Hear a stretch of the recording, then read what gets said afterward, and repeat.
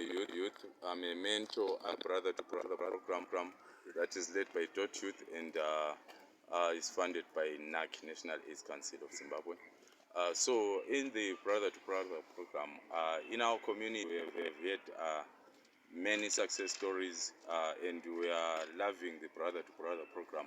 As a mentor, I can safely say we are having a difference from a behavioral change among our mentees, among the young men and that are in our community that have already joined or that are in the Brotha2Brotha program.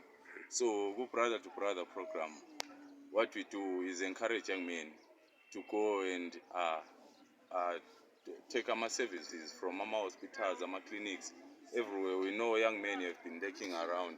We can safely say men have been lurking around in uptake of services and everything.